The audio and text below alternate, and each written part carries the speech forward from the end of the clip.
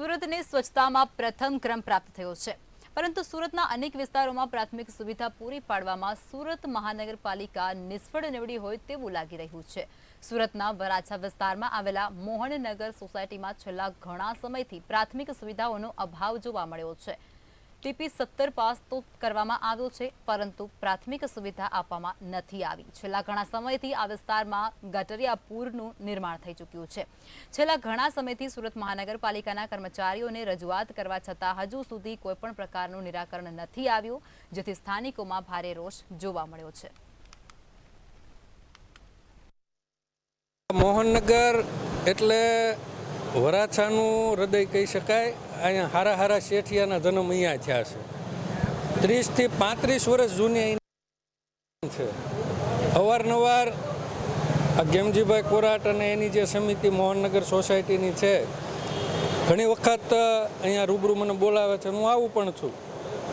અને અમારી અત્યારે જે એક રજૂઆત છે કે અઠવાડિયાથી આ રોડ ઉતારી દીધો છે, ખોદી નાખ્યો છે, તો જે 40 વર્ષ જૂની લાઈન છે, તો મારી એક માંગણી કાર્યપાલકશ્રીને પણ મેં કરી છે અને નગર નિયોજનમાં પણ કરી છે કે શરૂઆત પહેલાં તો અહીંયા ગટર લાઈન જ બદલવી પડે એમ છે, કારણ કે હીરાના મહાનગરપાલિકા દ્વારા સુરત શહેરને સ્માર્ટ બનાવવા તેમજ સુરત શહેરને નંબર 1 લાવવાના અથાગ પ્રયત્નો કર્યા હતા, જેને લઈને સુરત સ્વચ્છતાના ક્રમે નંબર 1 આવ્યું છે। પરંતુ હાલની પરિસ્થિતિ જે છે તે કંઈક ઓર જ વર્ણવી રહી છે। જે પ્રકારના દ્રશ્યો જોઈ શકાય છે, સુરતના વરાછા વિસ્તારનો આ મોહનનગર સોસાયટી છે અને આ મોહનનગર સોસાયટીમાં કહી શકાય કે જે પ્રકારે હીરા તેમજ જે ટેક્સટાઇલના જે કારખાના છે, એમ્બ્રોઇડરીના મશીનરીઓ જે છે તે આવેલા છે।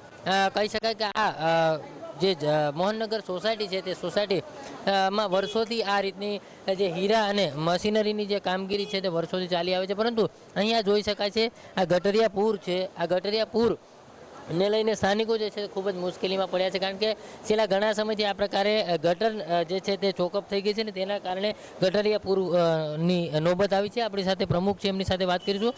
જે પ્રકારે આ ગટરિયા પૂર આવ્યા છે, કેટલા સમયથી આ સમસ્યા છે ને કઈ રીતની તકલીફો?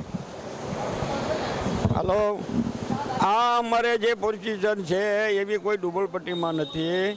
આજે કોઈ સાંભળવા માગતા નથી, રોજ ઝોનમાં જઈએ છીએ, છતાં આવે છે કંઈ કોઈ આવતું નથી। આનો નિકાલ કોઈ લાવતા નથી, બાકી ત્યાં બેઠા બેઠા હાવ ખોડીચું ભાંગીને મોજ કરે છે। આજે અમારી સમસ્યા કેટલાય સમજતી છે અને કૃષ્ણનગર સોસાયટીનું પાણી અમારામાં જ્યારે જોડાણ આપી દીધું છે ત્યારથી એમ દુઃખી છીએ। એને ઓલી સાઈડ સાહેબોને બધાને બોલાવ્યા, એને કીધું કે ભાઈ તમે ઓલી સાઈડ આનો નિકાલ લાવો પાણીનો, છતાં કોઈ જોઈને વૈયા જાય, કોઈ સાંભળતું નથી, કોઈ કાર્ય કરતા નથી। કાલે હું કાર્યપાલ પાસે બચાવવા પાસે ગયો, સાંજે માણસો મોકલે છે, કોઈ આવ્યું નથી। આજે પાણી ભરાણું છે, છતાં આજે અમારી હાલત કે હાલવા જેવી જગ્યા નથી, તો આના માટે કોઈ સાંભળવા નથી, બાકી કોઈ કરવા લે નથી। અને વેરા અમને રેસિડેન્ટમાં ઇન્ડસ્ટ્રીયલમાં નાખ્યા છે, તો 3 ગણા વેરા આવે છે, અમે ભરીએ છીએ અને 2 દી લેટ થયું હોય તો 18% વ્યાજ લેશે। અને આજે આમાં કોઈ કેસી બકાશે સાથે દિવેશ પરમાર, મંતવ્ય ન્યૂઝ, સુરત।